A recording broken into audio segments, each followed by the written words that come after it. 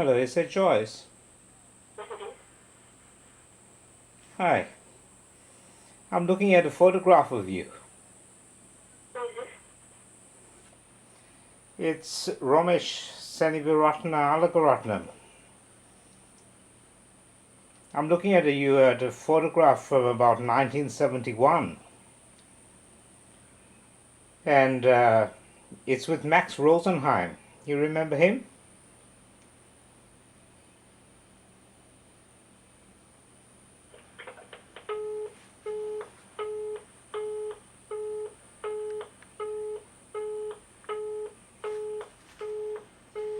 Unusual reaction, isn't it?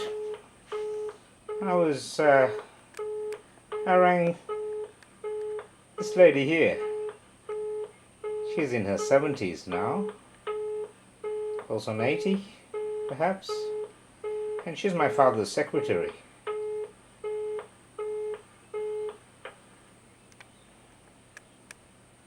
This man here with his trousers well up in his belly, his name is Max Rosenheim. And that's me standing behind him.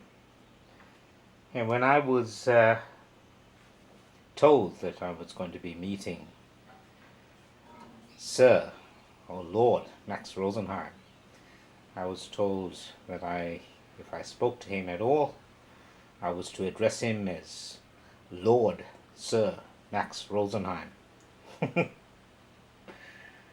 Yes, Max Rosenheim gave me some felt pens, and he gave a packet of felt pens to my sister as well. That's my sister standing next to me. That's my mother. That's my mother sitting next to Max Rosenheim. And these are two of my father's colleagues.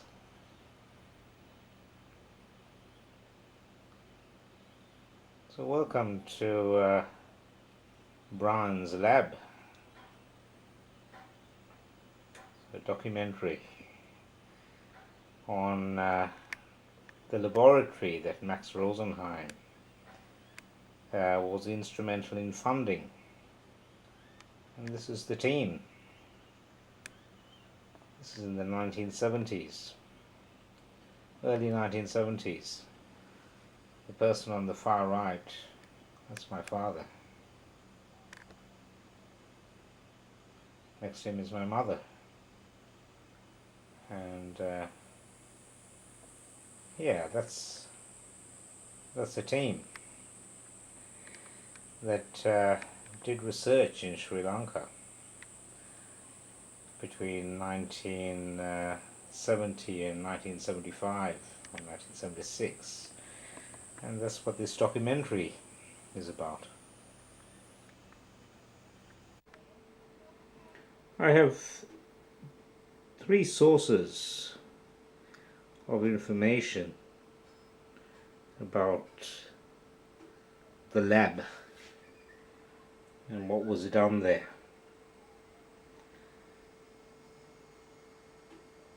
And one is my father's own records that he has made public. That's my father over there. That's my father more recently on the right. And this is the publication, self-published, What I Taught and Learnt in Sri Lanka, The Musings of a Senile Teacher. That's one source, and the other source is what my father actually published. And a few of these things are on the internet, but most are not. And these are the publications. But not everything that he did was published. For example, the work that he did, that's not his, the work that he did on rabies and cholera and infectious diseases. That wasn't published apart from a single paper on urine infections. And this is the person who organized for the building of the lab, Lord Rosenheim.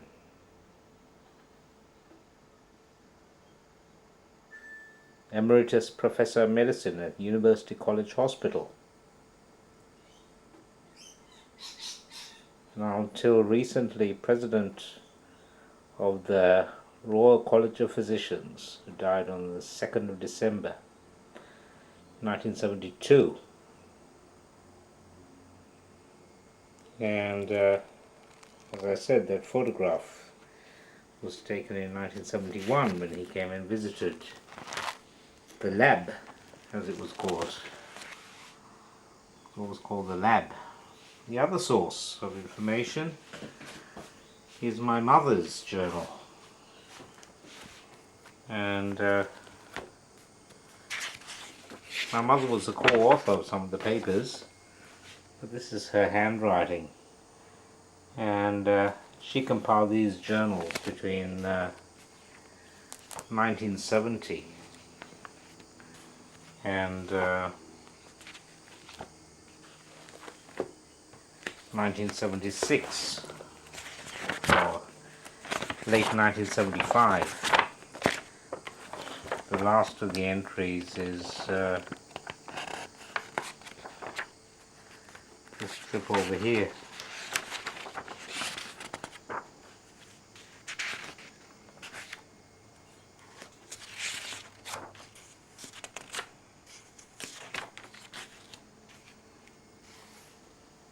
October 1975. It's a trip of just my father and mother. And my mother drew some very detailed maps in her journal. And these trips were trips mainly during the time that they were doing a survey on fluoride. Yes, fluoride. And that's one of the papers that was given to me. Romesh, Indian Journal of Medical Research, the distribution of fluoride containing water in Ceylon. Now, this is a very interesting article because of the distribution of fluoride poisoning, fluoride toxicity. There, it's in the Bard area, and I've written some notes on it very recently, because from my understanding of British military history during the Second World War, these would be likely sites of dumping of fluoride toxin, fluoride waste, industrial waste in the Second World War, because Trincomalee was a very important base during the Second World War, naval base for the British. And the other port on the east coast is Batticalow. There's a small area of high fluoride toxicity, big area near Trincomalee, just between Anuradhapura and Polonnaruwa, which are two ancient Buddhist cities. So that was the fluoride studies. I'm going to be talking about them a bit, and I'm going to talk about this is my third source of information. These are my own, this is my own science book, my notebook from when I was a child. And you can see that these are the things that interested me. at that age, and one of the things I knew about was blood. Page 155. And there we are. Blood. I started that in 1971, so this is when I was 10 years old, and that's my mother's writing.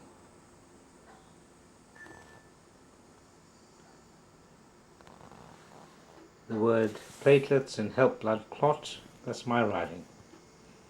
When I was 10, and I've written carry oxygen, fight infections. Now, in fact, red cells don't fight infections, but they do carry oxygen. And sorry, I made a mistake. Red corpuscles, yes, carry oxygen. White corpuscles fight infection. So it was correct, because of the white cells. And the red cells. And my mother showed me how to recognize the different types of white cells under a microscope.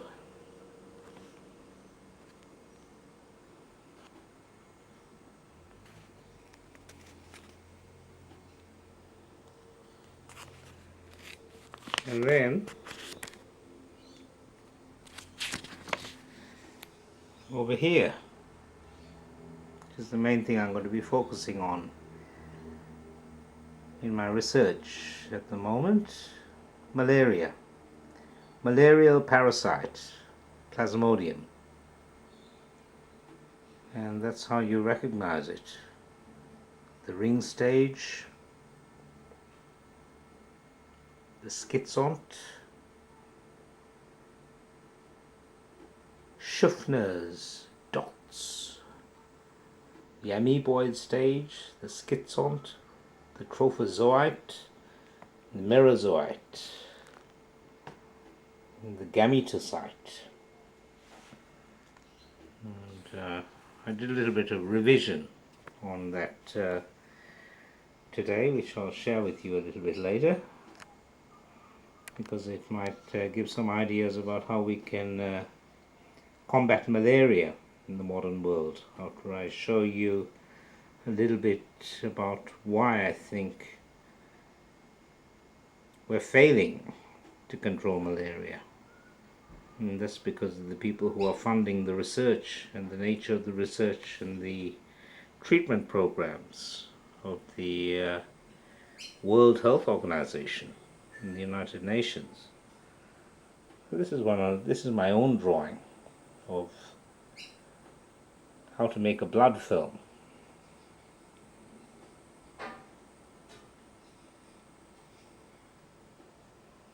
This is obviously a fairly unusual training for a 10-year-old child. And the reason that I had this unusual training is because of the lab. And that's my mother showing me different types of anemia. Normochromic, hypochromic, these are my drawings, and these are poikilocytosis, which are the signs of iron deficiency. There are sickle cells and acanthocytes. Now,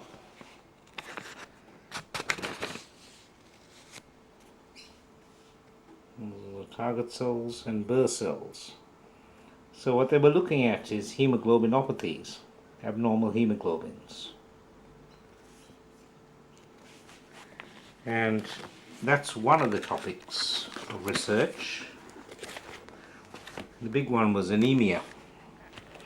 And here you get an idea of what kind of research was being done on anemia.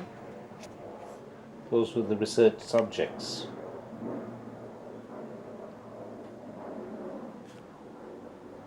They were people who were working on the tea estates, Indian Tamil tea estate workers, the descendants of Indian slaves, who were still virtually slaves themselves.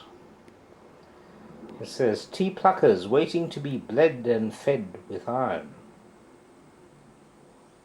Well, that's some of the lab workers. My father had a number of young people working in the lab with him.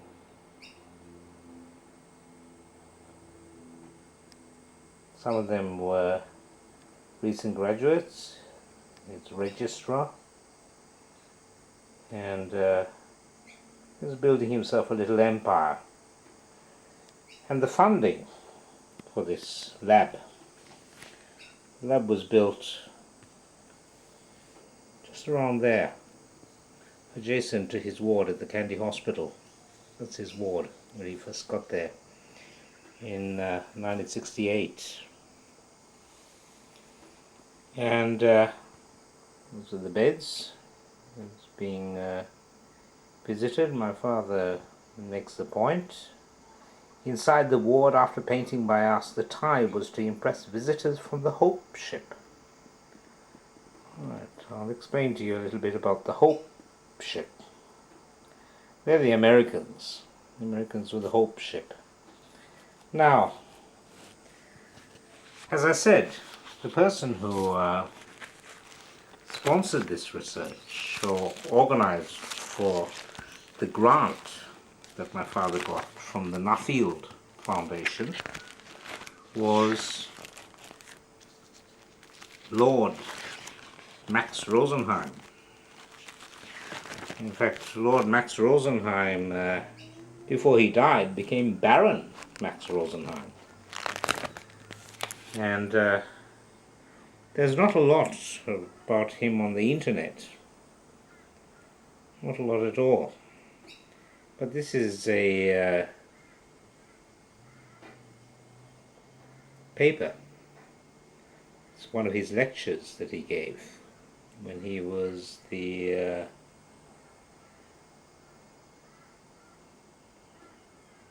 director of the medical unit of the University College Hospital, London. But he was a bit more than that. It was the Lumleian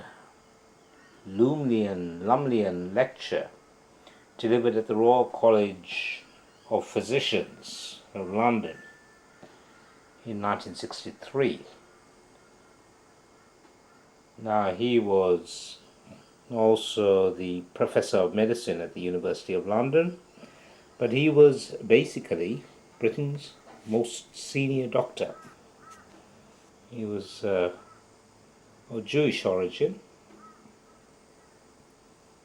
and he was a senior doctor in the British military during the Second World War. And I'll show you the little bit that is there on him on Wikipedia, so that you can get an idea of the people who were pulling the strings behind the lab. So this is the Wikipedia page on Max Leonard Rosenheim, Baron Rosenheim, born on the 15th of March 1908 and died on the 2nd of December 1972.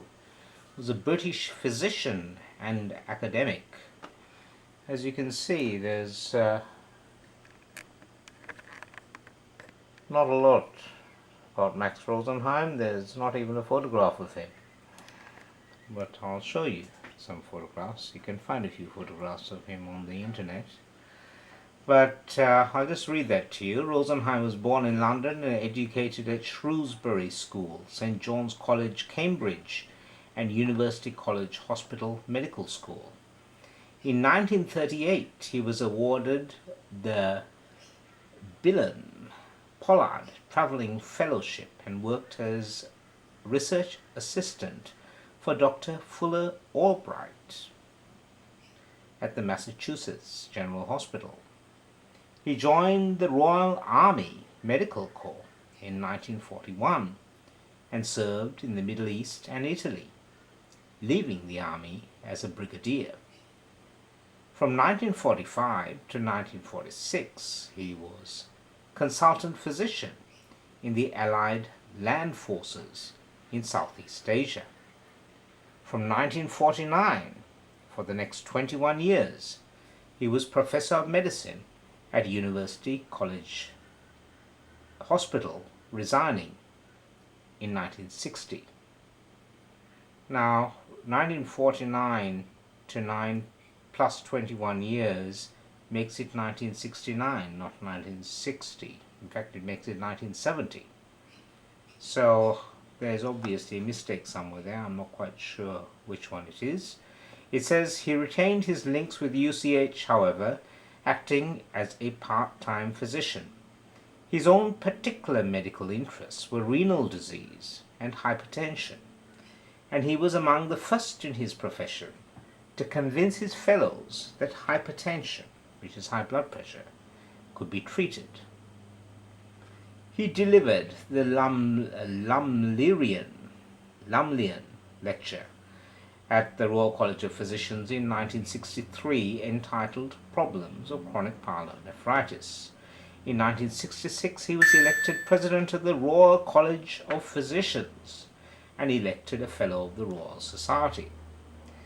And here it has a list. In personal life, it says Rosenheim never married.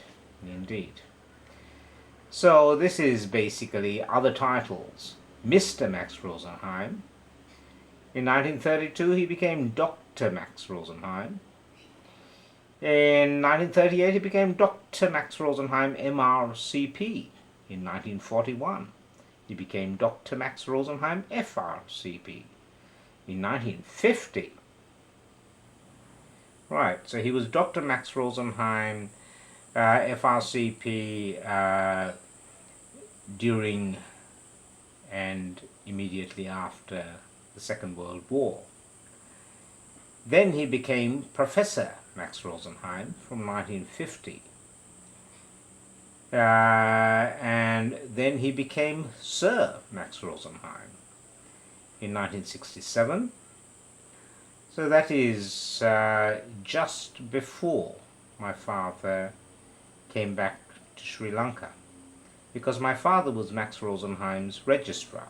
He worked directly under Max Rosenheim for 4 years at the UCH, the University College Hospital, and the London School of Tropical Medicine and Hygiene. After we went to Sri Lanka, which was in 1968, he became the Right Honourable Professor, the Lord Rosenheim. And then he finally became, up the top it says, Baron Max Rosenheim. Now, either this man was very clever or he was very well connected. And when you read the only article that I could find on him that's actually written by him, which is this article here, The Problems of Chronic Pyelonephritis, it does not indicate that Baron Rosenheim was an intellectual giant, put it that way. So, this is the article, as I said, that I found from Wikipedia, and he writes, or says, the small contracted kidney of chronic pyelonephritis remains one of the enigmas of medicine. Ever since it was fully reviewed in the classic paper by Sommer, Weiss, and Parker in 1939, chronic pyelonephritis has become an increasingly popular diagnosis. As a pathological process, its progress is often slow and insidious, and while it frequently presents clinically as a recurrent or refractory urinary infection, patients are often first seen because of hypertension or proteinuria, or because of one of the many manifestations of renal failure. It is now recognized as the commonest cause of the syndrome of renal failure with hypertension. And he continues on his second laborious paragraph. Despite the intensive clinical studies of the past 50 years and much experimental work in animals, many problems still remain unsolved. How does chronic pyelonephritis arise? Is it always the end result of an acute bacterial infection? What part does obstruction of the urinary tract play in its production? And why does the condition so often appear to be relentlessly progressive? It is not possible in the course of a single lecture to present a complete survey, but I hope to review some of the problems in the light of recent advances in our knowledge. And this is where it becomes interesting. Chronic pyelonephritis has been defined as the end result of bacterial inflammation in the kidney. Inflammation usually associated with the gram-negative coliform bacilli. Until recently, it has been essentially a pathological diagnosis, a diagnosis made with confidence only when the kidney could be viewed macroscopically and studied microscopically. The pathologist still has the final word, but modern radiology has provided a means of establishing the diagnosis during life, and now allows the clinician to follow the progress of the disease over years. Damage to the kidneys, of course, causes high blood pressure. So chronic inflammation and scarring of the kidney causes the blood pressure to rise. Now that's a secondary cause of high blood pressure, which is also known as hypertension. Now, when my father studied under Max Rosenheim, they described two types of hypertension. One was called essential hypertension. I always wondered why it was called essential hypertension. The second one was secondary causes. Now, there are lots of secondary causes of high blood pressure, and chronic pyelonephritis is one of those causes. The point, though, is that during the Second World War, when Max Rosenheim was a senior man in the British military, penicillin and antibiotics were not allowed. There was a shortage, so it was kept only for the troops, so the public weren't given antibiotics. The reason that we don't see pyelonephritis nowadays is because when people have urine infections, they get antibiotics. It gets treated in an early stage, so the infection doesn't remain in the kidney. What he was recommending, Max Rosenheim, in 1963, and he gives some cases, and these are illustrative cases where he was studying children.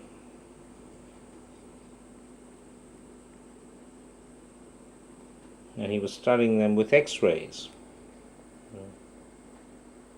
He was doing parallelograms. X-rays injecting the children or giving the children. No, it was an intravenous. They injected them with a dye and had it filtered through the kidney.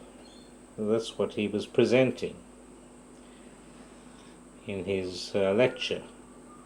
A girl, aged 12, had 3 attacks of acute right-sided pyelonephritis during the previous 2 years. Each attack responded rapidly to treatment, and there was no past history suggestive of renal disease. An intravenous parallelogram showed a smaller right kidney with calyceal clubbing and scarring of the upper pole. These over here are the calyces. That's what they call the calyces. Calyceal clubbing is a sign of kidney scarring. So the left kidney appeared normal. A micturating cystogram, that's where the dye is injected into the bladder and the child or the patient has to urinate to see whether there was any residual urine remaining in the bladder, or whether it's refluxing or fluxing back into the kidney, up the ureter. So it says a micturating cystogram showed right-sided reflux with a normal bladder with no residue and no trabeculation. The bladder neck was narrow. She has recently had a right ureteroplasty and bladder neck operation. The next case, over here, a girl aged 12. She had severe headaches. It was due to high blood pressure related to chronic pyelonephritis. In April 1961, a cystogram showed reflux only on the left side, and in May she had a left nephroureterectomy, so they took out her kidney. Now, this one is a girl aged 7.5. Here in December 1959, she had a left ureteroplasty and a right nephrectomy. So they took out her right kidney without bladder neck operation. The kidney showed the typical changes of chronic pyelonephritis.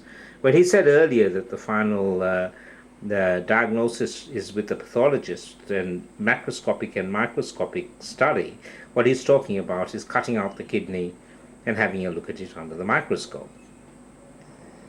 Now, he says a further cystogram, 5 months later, showed reflux persisting up the left ureter and into the stump of the right ureter.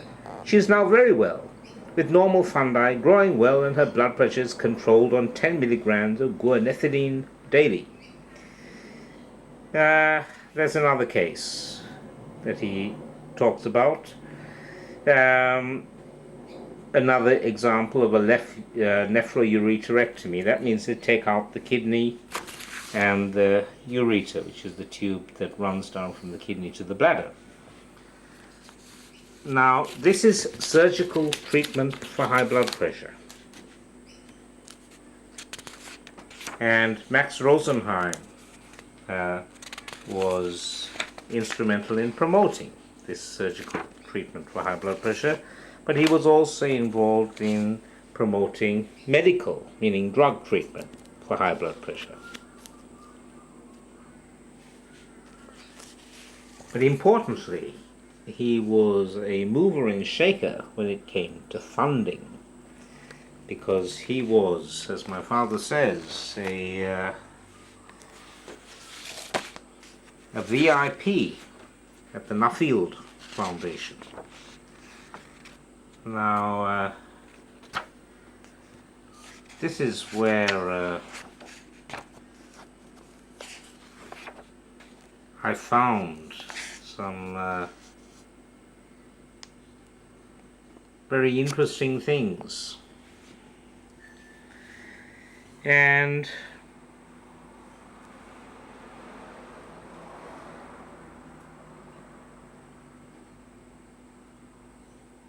I'll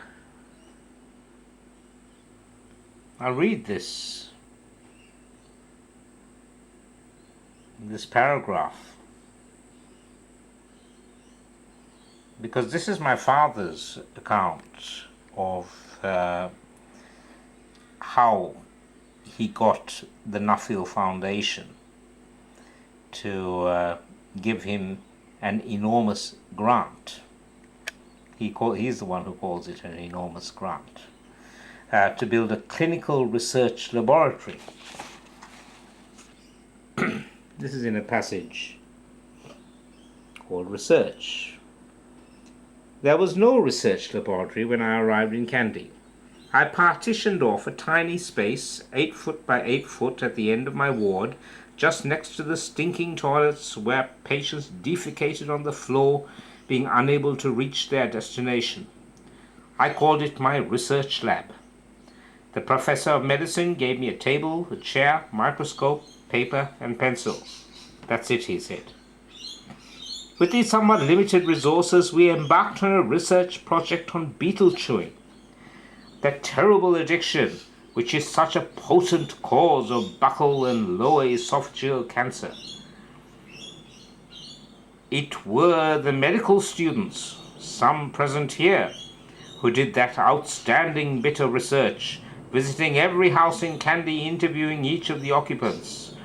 This and other epidemiological surveys done with a pencil, paper, legs to walk on, and the enthusiasm to drive them, made their way into the American Journal of Tropical Medicine and Hygiene, and was the only publication of its kind, perhaps even to date, and to the Journal of Tropical Medicine and Hygiene in 1971 and 1973.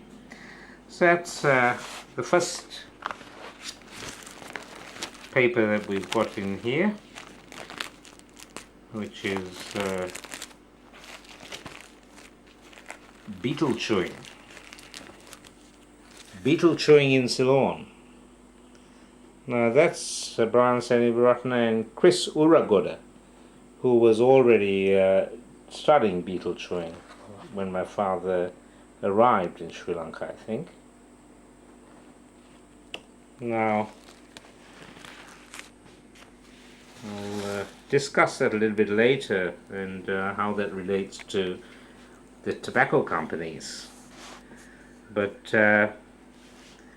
first I will read this, which gives a bit of a perspective on Professor Graham Wilson and Lord Rosenheim.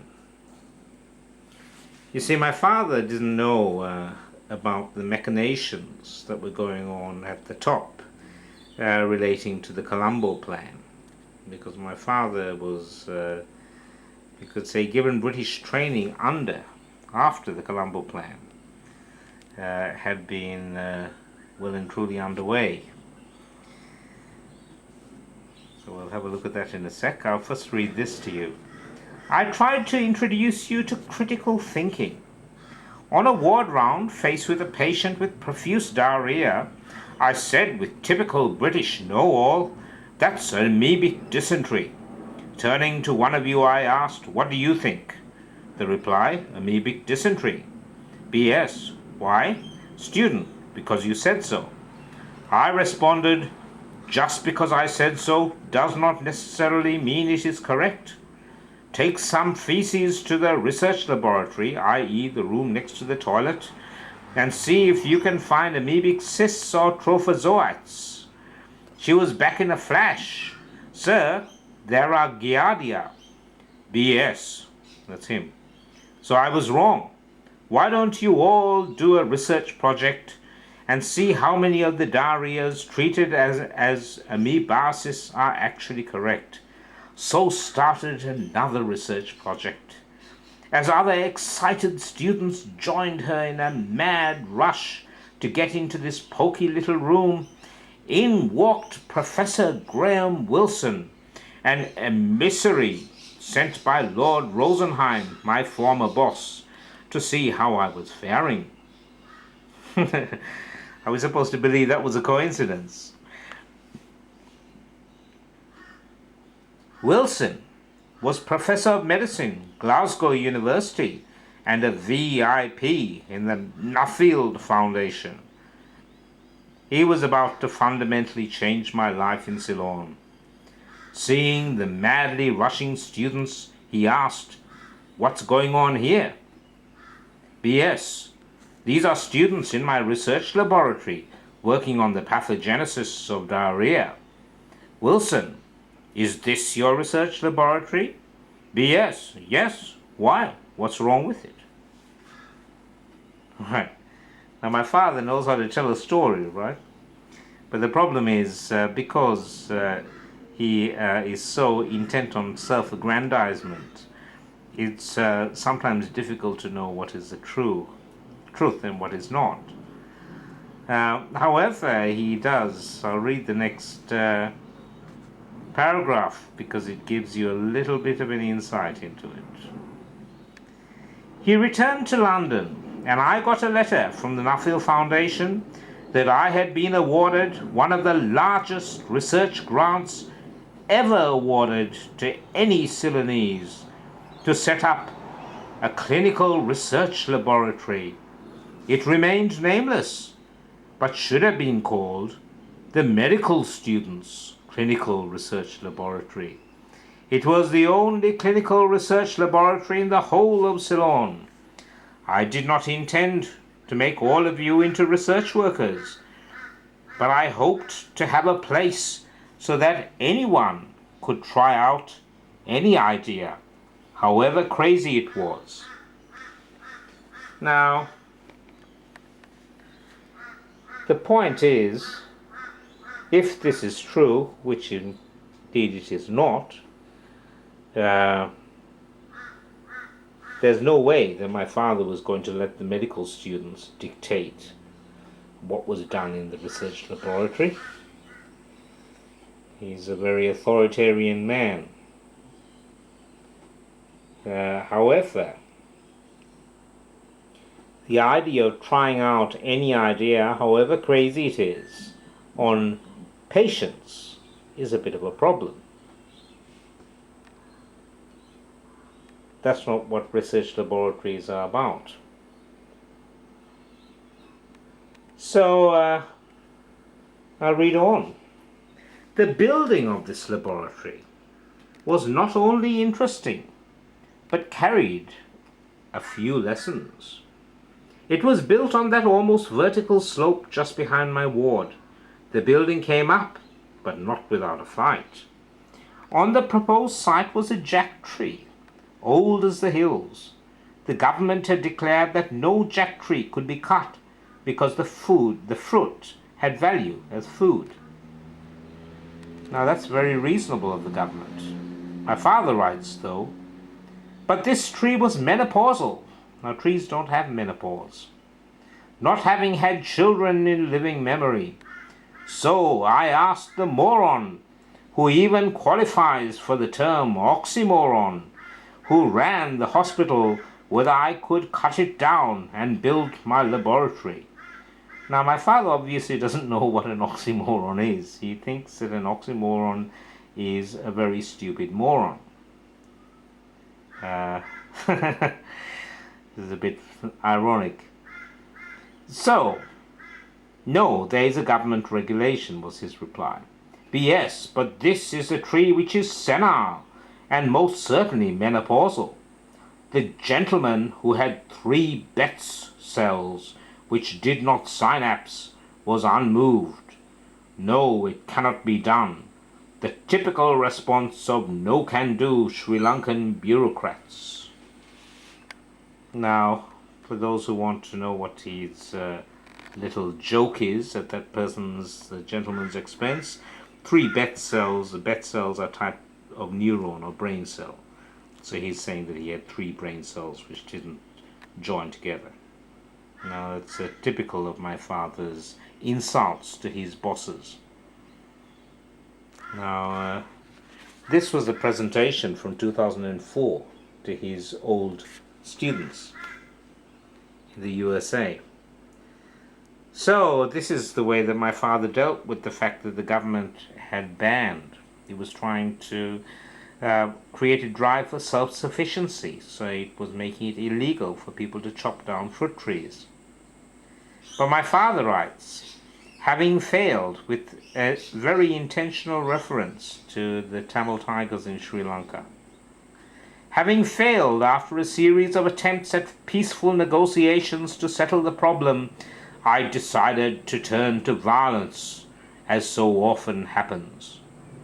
I hired 2 axemen who arrived at 2 a.m. to attack the tree. It was so rotten that when we had cut it halfway, the rest crashed down. Mission accomplished, we vanished. The following morning I breezed in as if nothing had happened. The entire hospital administration was there in force. They headed straight for me. Did you cut that jack tree? BS.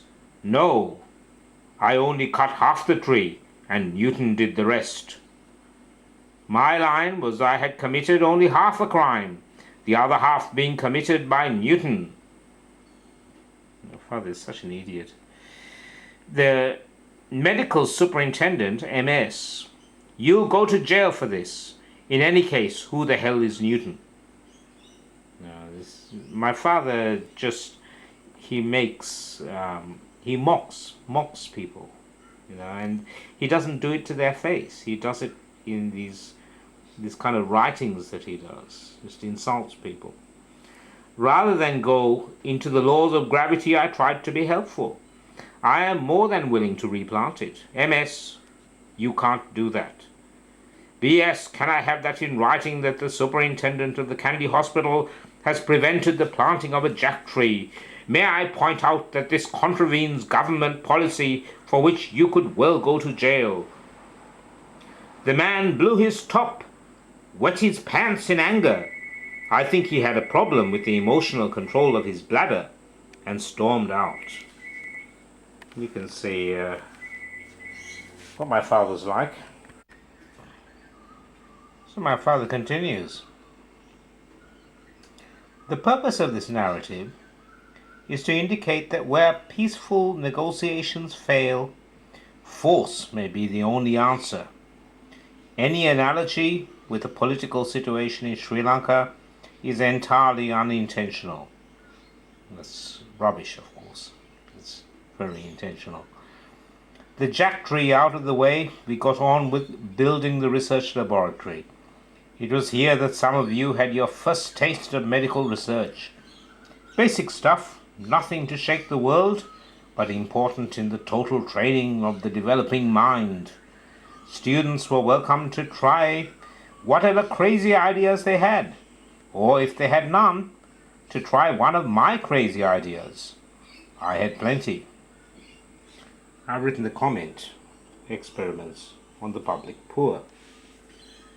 Not just public poor human beings, but public poor pigs. Yes.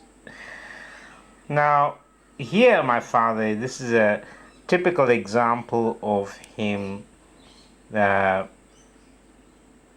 giving the impression, or in fact claiming, that something was his own idea when it was somebody else's. That's called plagiarism, but in this case it's not plagiarism. It's not telling the truth about why he was doing the research that he was doing. And he writes, from the time that I was dissecting corpses as a medical student in the mid-1950s, I had been curious as to why God put the parathyroids in such an unlikely place, almost embedded in the thyroid gland, with which it has no physiological link.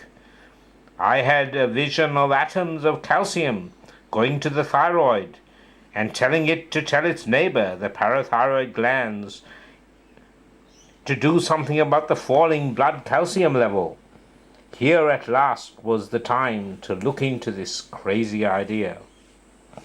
It so happens that this man, Professor Graham Wilson, the emissary sent by Lord Rosenheim, who was at Glasgow University and a VIP in the Nuffield Foundation, had a particular interest in calcium metabolism. The biography of Professor Graham Wilson. He studied at the University of Edinburgh, served in the Royal Air Force Medical Service during the Second World War, returned to Edinburgh to complete his studies for his BSc, and in 1947 went to London to work at St Mary's Hospital Medical School. He was appointed a lecturer in the Department of Pharmacology and Therapeutics at the University of Sheffield and was appointed professor 4 years later. Wilson's primary research interest lay in the fields of peripheral circulation and metabolic disorders. Among many officers, he was a member of the Royal Commission on Medical Education and a managing trustee of the Nuffield Foundation, as well as chairman of the Medicines Committee in 1976. Now, that's not a lot of information on him, but I have read elsewhere that he was particularly interested in calcium metabolism. Of course, calcium metabolism has a bearing on high blood pressure. And the important point is that this guy was a military doctor with the British military, and so was Max Rosenheim. Now, the connection with the military and the Nuffield Foundation is that Lord Nuffield, whose name was William Morris, was the boss of the Morris Motor Company, and this was his front, you could say his charity front, philanthropic front for the Morris Motor Company. So it was no coincidence that my father had a Morris 1100 car in which he drove around Sri Lanka with his research team. That's the back of the Morris 1100 car. And that's part of the research team. My mother and me. Yes, I was part of the research team as well. And I'm even credited in a couple of these papers.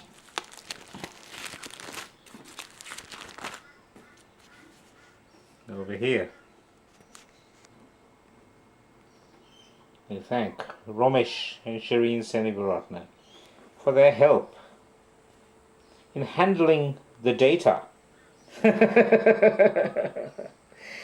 Well, how did I handle the data? Well, the answer to that is that I was the boy. I was the slave boy who ran into the villages, into the huts, and asked in Tamil, "Kudukku thanni irukkuda?" which is, "Can I have some drinking water?" So that's how I handle the data. And these trips that my mother wrote about in her writing, this is one to Kalavaba. It's Kalavaba, it's a irrigation lake, irrigation reservoir.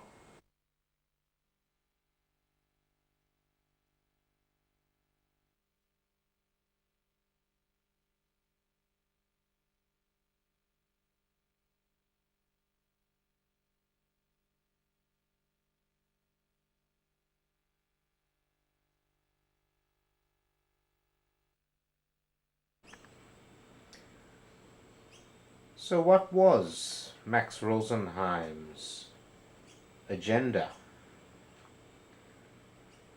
when he organized for the Nuffield Foundation to give a grant to my father, who had been his registrar. That's Max Rosenheim, a studio portrait of him. And that's Max Rosenheim with some of the people that he was boss of.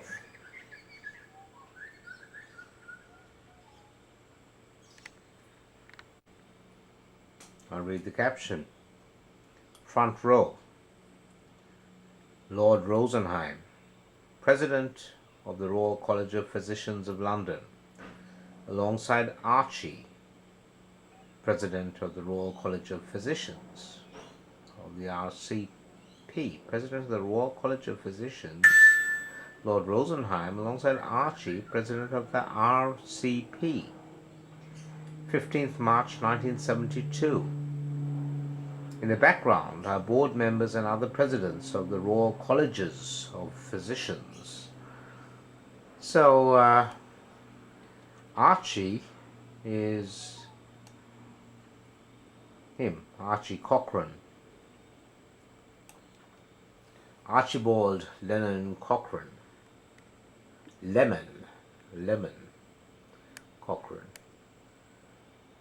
Now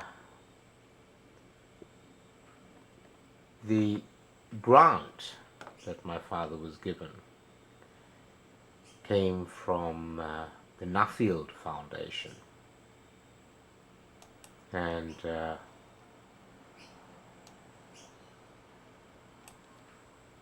that's where the Morris Motors Company comes in.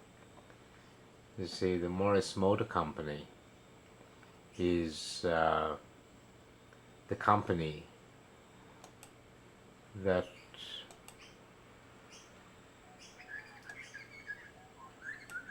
here we are, the Nuffield Foundation. It was set up by William Morris, who's the same thing as Lord Nuffield. And if you have a look at the ordinary trustee, Viscount Nuffield, 1943 to 1963. It was established in 1943. The ordinary trustees responsible for the assets and 7 managing trustees who were given an annual budget and took expenditure decisions. So, if you have a look at the managing trustees, Sir William Goodenough, 1943 to 1961, these are the initial managing trustees. And then 1950, Lord Alex Todd, William Gowers, Lord Jack Butterworth, Sir Kenneth Weir, and here 1966 to 1967 to 1977, Professor Graham Wilson. He's the person that my father said was a VIP at the Nuffield Foundation. Indeed he was.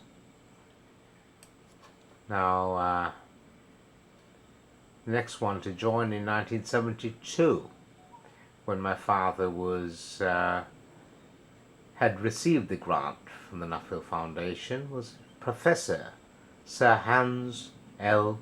Kornberg. I had a little look at Hans Kornberg, and that's him.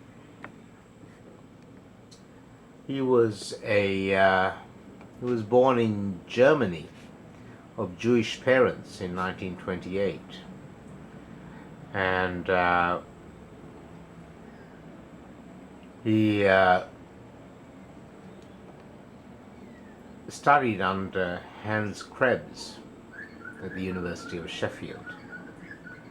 Now, Hans Krebs was also a German Jew who went to England and became very famous. He discovered some important biochemical pathways, the urea cycle and the citric acid cycle, and won a Nobel Prize. So I'll show you that's Hans Krebs.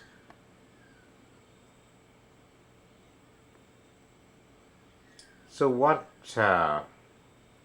would these people who now one thing that I'll point out is the actual Nuffield Foundation. I can get back to that. What it says it does about the foundation.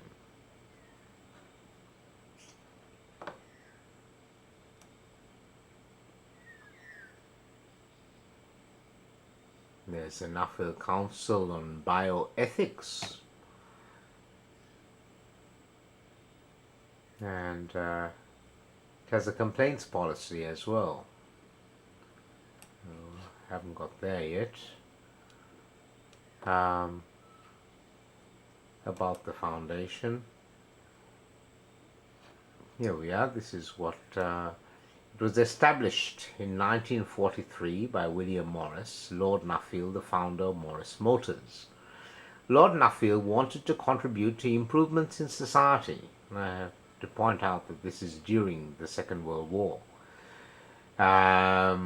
including the expansion of education and the alleviation of disadvantage. He called this the advancement of social well-being, and emphasized the importance of education, training, and research in achieving that goal. Today, we work to improve social well-being by funding research and innovation in education and social policy. We also work to increase research capacity both in science and social science. So the grants relate to children and families, civil law, and education, but they also have an open door program for proposals that lie outside these areas but that meet the trustees' wider interests. Now in this case, the trustees' wider interest, these are the current trustees.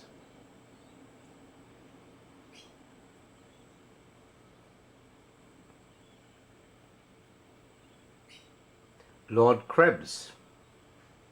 This is the son of Hans Krebs. He has been principal of Jesus College, Oxford. Prior to this, he was the chairman of UK Food Standards Agency and chief executive of the National Natural Environment Research Council. He chaired the Working Party for the Nuffield Council on Bioethics Report on the Ethics of Public Health. He sits in the House of Lords as an independent crossbencher. And he sits on the UK Climate Change Committee. Right. So these are the current trustees. If you look at the previous trustees, as you can see over here where it says past trustees and directors of the Nuffield Foundation, this is where you find the people who organized my father's grant from the Nuffield Foundation. So in 1970, when he got the grant, or 1969-1970, these were the five: Professor Graham Wilson, Sir Kenneth Weir, Lord Jack Butterworth, and Lord Alex Todd, and Sir Geoffrey C. Gibbs. I haven't looked and checked out who this gentleman is. He was still there, Sir Geoffrey C. Gibbs. Let's find out who he is. Interestingly, his name is Sir Geoffrey Cocaine Gibbs. Unusual name. Sir Geoffrey Cocaine Gibbs, KCMG, Knight Commander of Her Majesty's Army, the Cobalt Family History Trust. So these are an aristocratic family, you could say. Sir Geoffrey Cocaine Gibbs, 1901 to 1976, it looks like.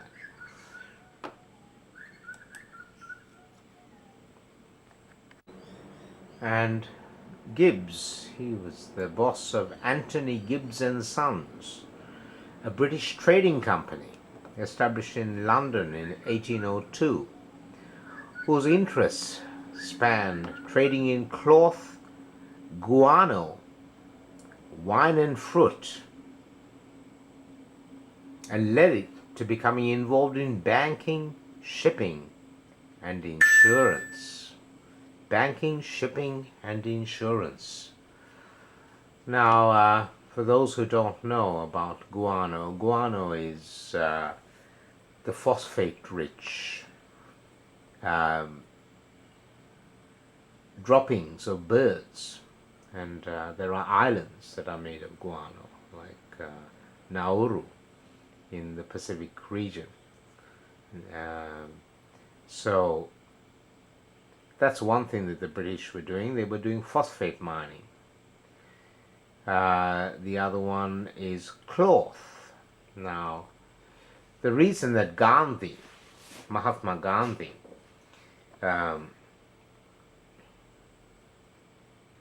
why he protested by walking to the sea and making some salt and spinning some cloth before he went for the walk to the sea. It was a protest because the British didn't allow the Indians to weave cotton, and they didn't allow Indians to make salt because they wanted to control the textile trade. My grandmother told me about how the British cut off the hands of the Indian tailors and weavers. Cut off their hands so that they could get success of the Manchester textile industry. You see, the Indians were providing too much competition because they had a very, very ancient tradition of weaving cotton. The British were latecomers to the weaving of cotton, but they wanted to control, as I said, the textile industry. And so yes, they banned Indians from weaving cotton. So this is Anthony Gibbs and Sons, the British trading company. So he's his descendant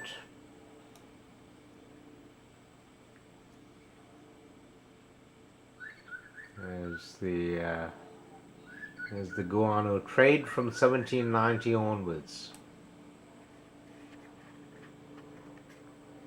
I'll read a little bit about this because this might have some bearing on why they funded the research into fluoride.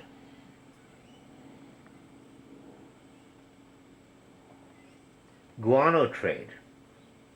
From 1790 onwards, following the earlier American War of Independence and the French Revolution, the wave of Latin American wars of independence took place, creating a number of independent countries in Latin America from the formerly Spanish, Portuguese, and French colonies.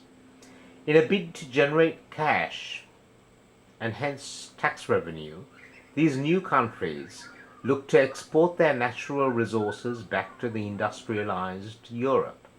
The Gibbs being well connected in these Spanish-speaking circles, but not being Spanish and hence associated with the former colonial administration, had an advantage. The firm opened an agent's office in Lima in 1822. In 1841, the agent announced he was about to sign contracts with the Peruvian and Bolivian governments to purchase consignments of guano. William called it an act of insanity because of the huge loans needed to facilitate the business.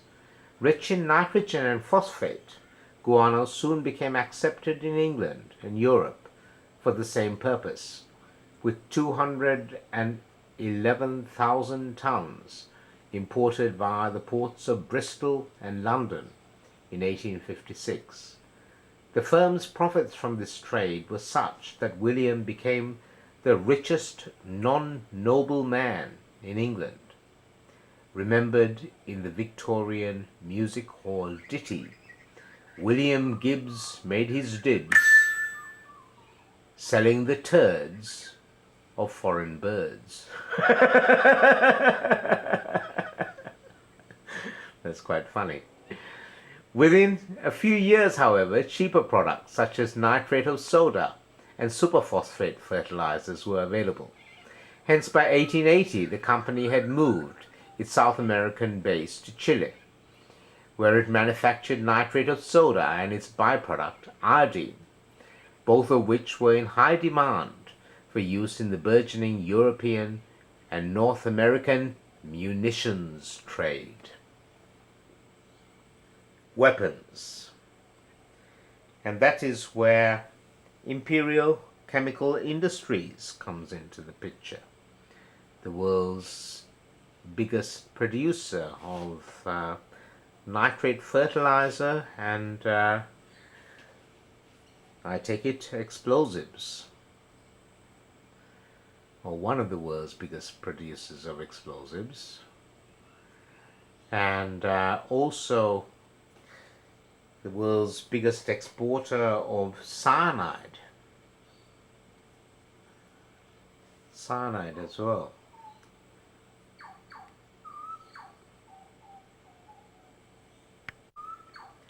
So that's who Jeffrey C. Gibbs is. Sir Jeffrey C. Gibbs. Now he was the chairman of the Nuffield Foundation's managing trustees from 1951 to 1973, when my father was given a grant to build the lab. Now, to understand why these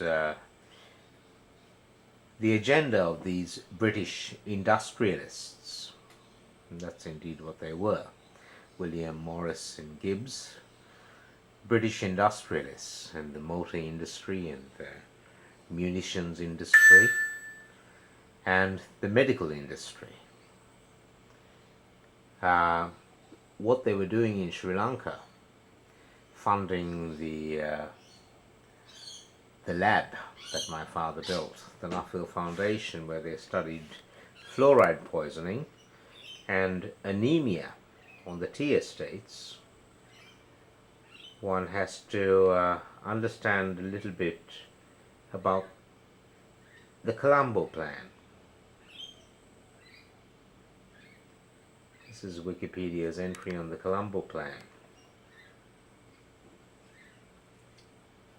And if you look at the history of the Colombo Plan, it's not a lot that it says, but it's very important. I'd heard reference to the Colombo Plan since I was a child, but I never knew exactly what it was, whose plan it was, and what the plan was. In the spring 1949, the Indian ambassador to China, Kavalam Madhava Panikkar, proposed a multilateral fund to the British and Australian ambassadors in order to help the states of Southeast Asia battle communist movements in their countries. United States was to be by far the largest contributor of aid to the organization. Now, of course, this is immediately after the Second World War, and before the communist takeover of China, which happened a couple of years later, or around the same time. That's around the same time. Formally, the organization was born out of a Commonwealth Conference of Foreign Ministers held in Colombo, Sri Lanka, in January 1950. Now, in 1950, my parents were both still in school. They hadn't yet entered the university. They were just about to. At this meeting, a plan was established to provide a framework within which international cooperation efforts could be promoted to raise the standards of people in the region. Originally conceived as lasting for a period of 6 years, the Colombo Plan was extended several times until 1980, when it was extended indefinitely. Initially, it was called the Colombo Plan for Cooperative Economic Development in South and Southeast Asia. It has grown from a group of 7 Commonwealth nations to an international organization of 27, including non-Commonwealth countries. Now, these 7 Commonwealth nations: Australia, Britain, Canada, Ceylon, India, New Zealand, and Pakistan. The last paragraph gives you some idea of what was being done and how the Colombo Plan relates to my father's training in Cambridge and the University of London, and also the building of the Nuffield laboratory